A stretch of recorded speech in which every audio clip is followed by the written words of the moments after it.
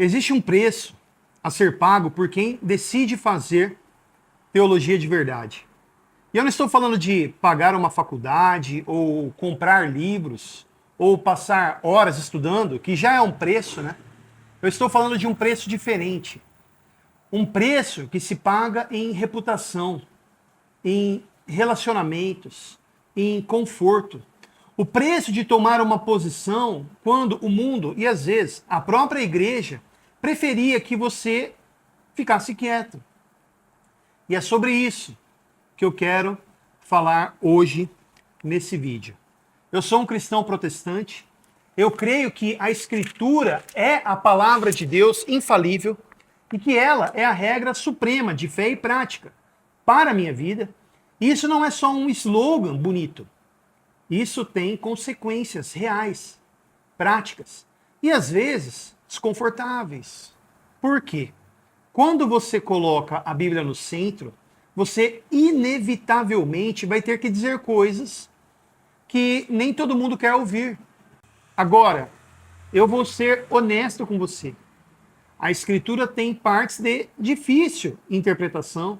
O próprio apóstolo Pedro, ele reconheceu isso sobre as cartas de Paulo e disse que nelas há coisas difíceis de entender, né?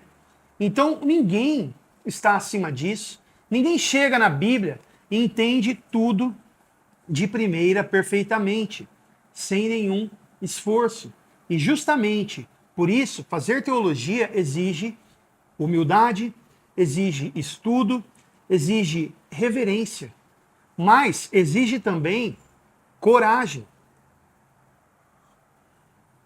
Porque em algum momento, depois de orar, de estudar, de consultar, né, os melhores comentaristas, de pesar os argumentos, você vai ter que tomar uma posição. Não dá para ficar em cima do muro para sempre. A neutralidade perpétua não é humildade. É covardia disfarçada de sabedoria. E aí começa, né, o preço. Quando você analisa um acontecimento da cultura, da política, do mundo, pela ótica da teologia, com uma cosmovisão cristã que julga todas as coisas à luz da palavra, você vai incomodar. Você vai incomodar o descrente, que não aceita que a Bíblia tenha algo a dizer sobre a realidade dele. Mas, e aqui, né, é onde às vezes complica, você também vai incomodar o crente, o cristão. Aquele crente que prefere, às vezes, uma fé confortável, sem atritos, sem posições definidas. Aquele que quer uma teologia que não ofenda ninguém, não comprometa nada. E nos tempos em que vivemos, com os debates, né, teológicos que estão acontecendo dentro, fora da igreja, mas em especial na internet, o risco de ser mal interpretado é real. O risco de ser cancelado, sim, cancelado, pelos dois lados, né, é real. Eu já passei por isso.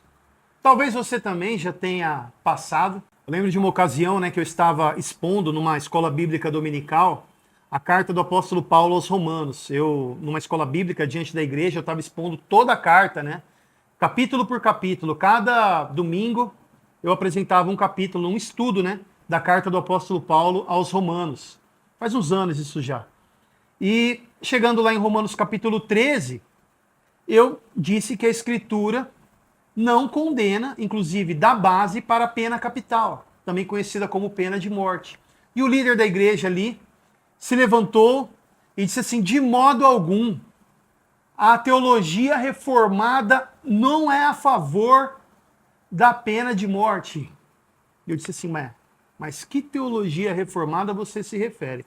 E eu me recorri a dois mestres contemporâneos na época, né? Um no Brasil e um gringo. No Brasil eu falei assim: se você for pegar os estudos do Augusto Nicodemos, no capítulo 3 de Romanos, ele expondo que as escrituras não é contra a pena de morte. E se você for pegar agora Arcis Pro, o comentário dele de Romanos, você verá também que ele diz que as escrituras dão base para a pena capital. Mas isso não significa que eles estão fazendo uma apologia à pena de morte, mas simplesmente estão expondo o que a escritura diz. Só um exemplo, né, que me veio à memória aqui agora, né? Então você diz algo convicto que está sendo fiel à escritura. E pessoas podem te chamar de radical, de antiquado, de fanático, às vezes até de herege. E o que é irônico, né? Porque geralmente quem grita herege muito rápido é quem menos estudou o assunto, né? E a tentação às vezes pode ser recuar, suavizar, falar de um jeito vago que ninguém possa te criticar, de ser um teólogo só no privado e camaleão no público. Mas eu não consigo chamar isso de fidelidade. Agora, atenção, e isso é importante. Tomar posição não é a mesma coisa que ser arrogante. Eu não estou defendendo aquele cristão que tem uma resposta pronta para tudo, que nunca duvida de nada, que nunca revisou uma posição na vida. Esse tipo de postura não é fé, é teimosia às vezes, né? O que eu estou defendendo é diferente. É aquele processo honesto de, ok, eu estudei, orei, pesquisei, considerei os melhores argumentos, contrários, e ainda assim cheguei a essa conclusão e vou sustentá-la com respeito, mas sem me envergonhar. Isso é fazer teologia com sinceridade e temor de Deus. E tem mais uma, né? Uma camada nisso tudo, que eu quero abordar com cuidado.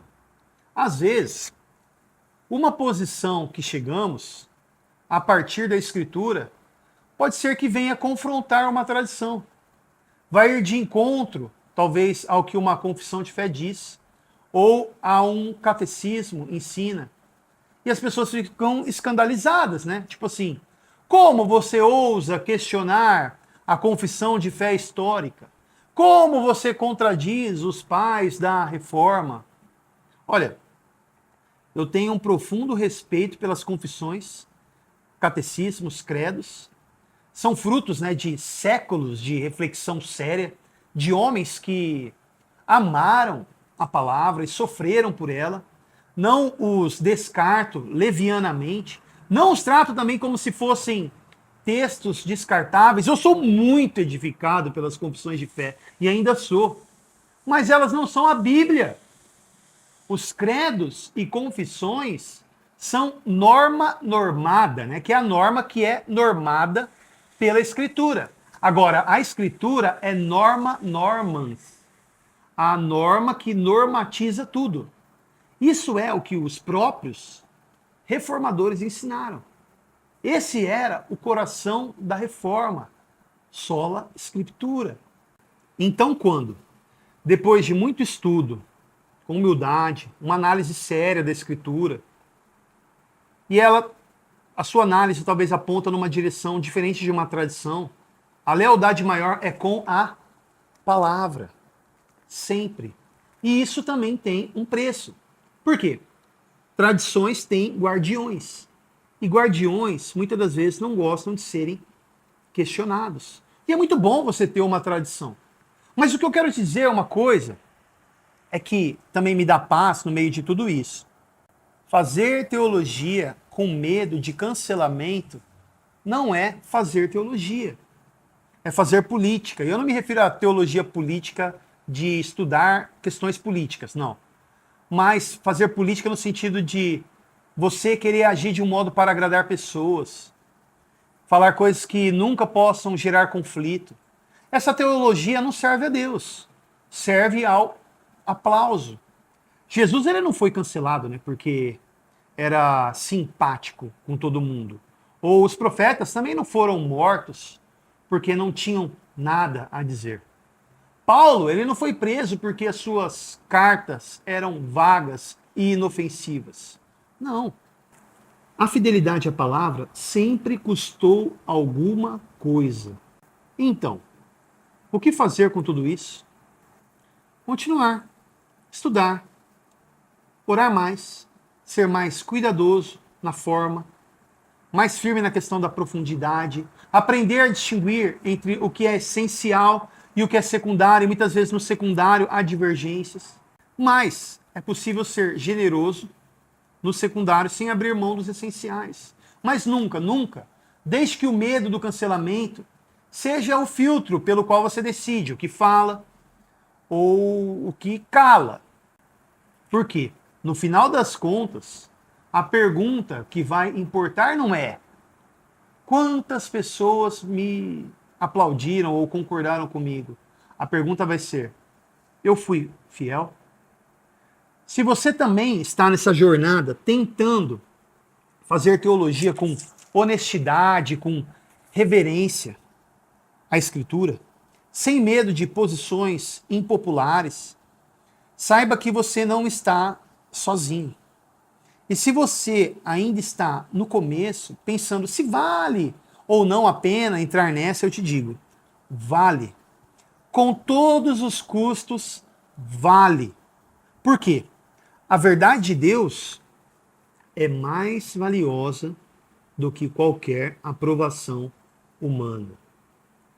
Essa é a mensagem que eu quero trazer para você nesse vídeo. Deus te abençoe. Graças e paz, meu nome é Guilherme Zamba e quero te apresentar as camisetas do meu ministério de rap cristão, Rima Teológica. São camisetas com modelagem oversized e tradicional, 100% algodão, confortáveis e feitas com qualidade. Cada estampa foi pensada para edificar, expressar a fé cristã e comunicar boa teologia de forma criativa e relevante. Não é só uma camiseta, é uma forma simples e verdadeira de expressar aquilo que você crê. Acesse rimateologica.com.br. Tamo junto!